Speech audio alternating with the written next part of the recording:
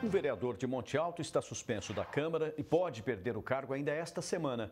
O parlamentar foi condenado em segunda instância por um processo fora da função pública. Laírton Infante já está afastado das funções na Câmara de Monte Alto desde o dia 23 do mês passado, quando o Ministério Público oficiou a Casa de Leis. No documento, a promotora eleitoral deu ciência ao presidente da ação de trânsito em julgada envolvendo o parlamentar. O MP considerou que, de acordo com a Constituição Federal, o citado vereador, em virtude da condenação por crime de falsidade ideológica, teve os direitos políticos suspensos e se tornou inelegível.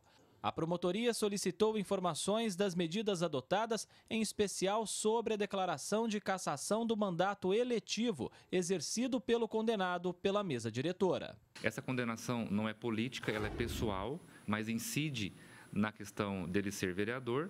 Imediatamente nós demos ciência ao vereador, convoquei a mesa diretora, também nós demos ciência para a mesa diretora, solicitamos parecer jurídico aqui da casa e também entramos em contato com o cartório eleitoral, que nos prestou informações daquilo que nós precisamos, para poder juntar todos os documentos de maneira oficial, para que possa embasar a decisão da mesa diretora, que deverá sair agora na próxima semana. O presidente explica que a decisão de declarar perda de mandato do vereador será tomada pela mesa diretora de acordo com o regimento interno da Câmara e que a decisão está de acordo com o que prevê a Constituição Federal. Oficialmente ele não está cassado ainda, mas a gente deve seguir esse caminho justamente porque nós da mesa diretora entendemos que a Constituição nesse quesito ela é clara do trânsito e julgado.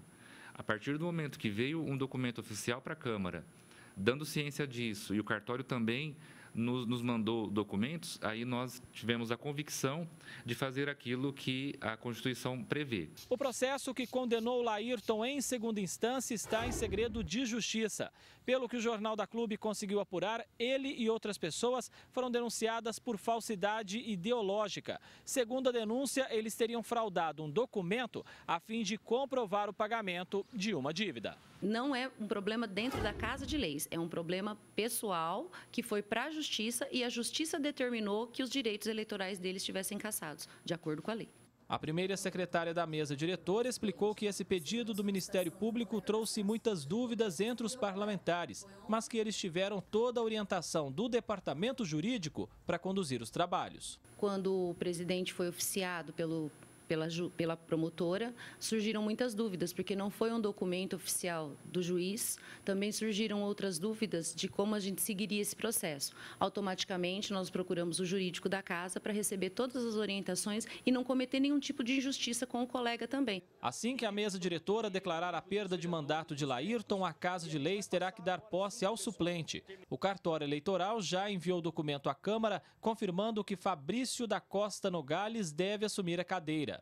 A defesa do vereador afastado informou que a pena imposta na condenação é de multa e serviços que deverão ser prestados à comunidade e entende que o vereador tem direito de ampla defesa, de acordo com o que prevê o regimento interno da Câmara, uma vez que a condenação judicial imposta não lhe afasta da função pública. A mesa diretora caminha pelo sentido de fazer a resposta para a promotora em cima do que foi solicitado.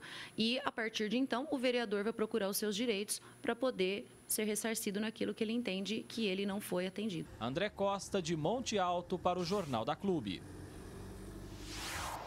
Agora ao vivo, Ximene Osório traz mais informações. Ximene. Bom, a Constituição diz que condenados em segunda instância devem perder os direitos políticos. Boa tarde, doutor Carlos. A Câmara age corretamente ao afastar o parlamentar e declarar a perda do mandato? Boa tarde, Ximene. Boa tarde, Pulse, amigos da Clube. O Departamento Jurídico da Câmara, juntamente com o seu presidente, agiram corretamente. Estão agindo embasados na legislação e também na matéria jurisprudencial. Porque todo aquele que é condenado e tem transitado em julgado a decisão criminal perde os seus direitos políticos e, consequentemente, se está no exercício de função pública, seja prefeito ou vereador, perderá o direito ao mandato. Mesmo que ele foi condenado por um crime enquanto pessoa física e não enquanto parlamentar. Por que acontece, então, a perda do mandato? A nossa legislação é clara em dizer que quem é condenado, transitado em julgado criminalmente, perde os seus direitos políticos. E a perda do direito político gera a consequência de não poder ser votado e nem de votar. E se está no exercício de função pública, perderá a sua cadeira. Portanto, este vereador permanecerá afastado de suas funções. O advogado do parlamentar afirma que não foi dado direito de defesa diante do processo na Câmara. Já a Casa de Leis diz que, como o crime não foi político, ele já teve direito de defesa na ação. Quem está correto nesse caso? A Câmara de Vereadores não tem obrigação de abrir um novo procedimento para discutir a matéria, posto que esse fato já foi discutido pelo Poder Judiciário e a condenação criminal gera a perda dos direitos políticos. A Câmara somente irá cumprir a determinação do Poder Judiciário, ou seja, afastar esse vereador das funções. Se recorrer, é possível que o vereador volte ao cargo ou essa é uma possibilidade remota? Ambas as partes poderão discutir isso na Justiça, o livre acesso à Justiça a todo cidadão. Mas entendemos que a Câmara, ao cumprir a legislação e estar agindo conforme a jurisprudência majoritária de nossos tribunais, a reversão desses fatos será muito difícil. Agora, a Câmara diz que o pedido determinando a perda de mandato veio do Ministério Público e não da Justiça, mas mesmo assim vai cumprir a decisão. A mesa diretora está correta? O Ministério Público comunicou à Câmara Municipal de tal decisão. Assim, a Câmara está agindo e cumprindo as determinações do Poder Judiciário, que fez com que perdesse os direitos políticos. Esse vereador não tem direito de ser votado e nem de votar. E, consequentemente, o afastamento das funções públicas é a medida que se impõe. Então, o Ministério Público também cumpriu o seu dever, comunicando à Câmara Municipal de tais fatos. Esse fato acende o alerta entre políticos da macro-região que respondem a processos também fora da função pública?